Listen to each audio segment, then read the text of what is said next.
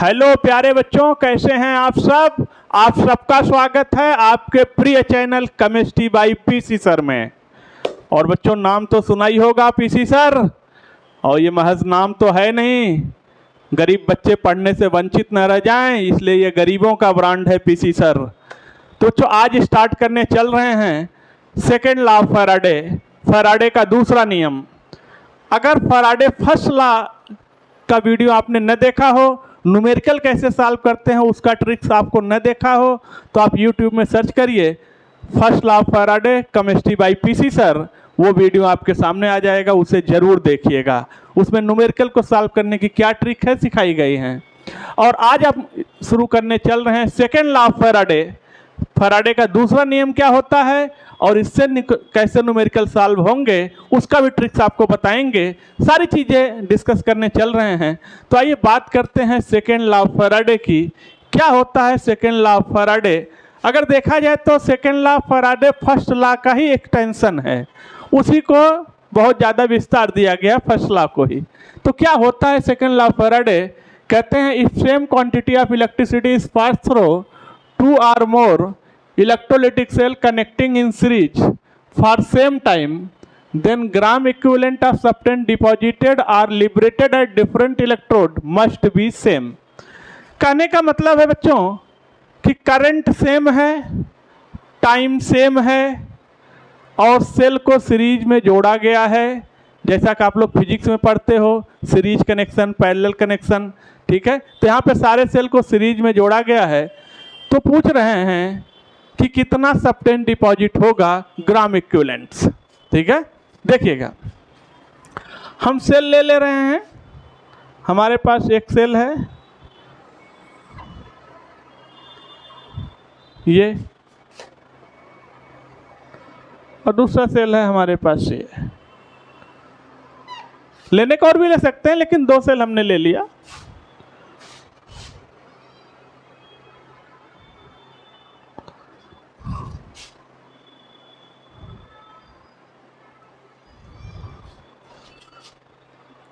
और ये है दोनों सेल को कनेक्ट कर रहा है। सेल है और ये दूसरा सेल है। ये है जिंक सल्फेट और ये है कॉपर सल्फेट। लीजिए कि टाइम सेम है, राइट, क्योंकि सारी चीजें सीरीज में हैं और आई सेम है, करंट सेम है, इलेक्ट्रिसिटी सेम है, ठीक। तो जब आई सेम हो गया और टी सेम हो गया, करंट और टाइम सेम हो गया, तो हमें पता है Q equal to I T. ये भी क्या हो गया, सेम हो गया। देखिएगा,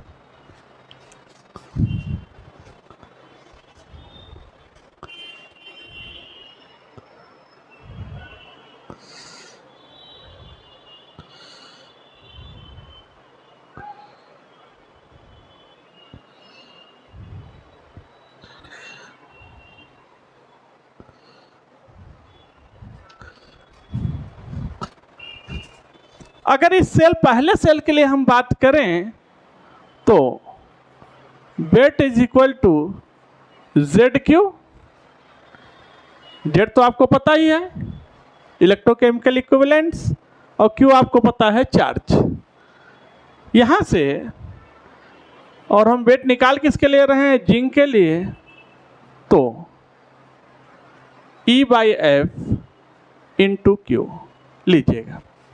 और यहां से आप देखिए तो weight is equal to Z Q, और यहां पर हम वेट निकाल रहे हैं कॉपर के लिए, तो E बाई एफ, जेड की वैल्यूज को पुटअप कर दिया और क्यू। ये आ गया सेकेंड सेल के। Weight of zinc upon weight of copper is equal to equivalent weight of zinc upon equivalent weight of copper. लीजिए,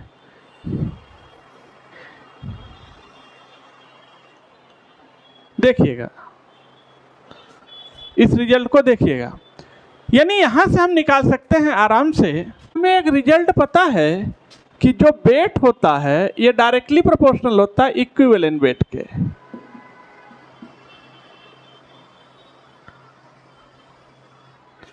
वेट डिपॉजिटेड ग्राम इक्विवेलेंट के। तो यहाँ से हम ये बात निकाल सकते हैं कि W1 upon W2 is equal to E1 by E2। लीजिए, that is the final result of second law of Faraday.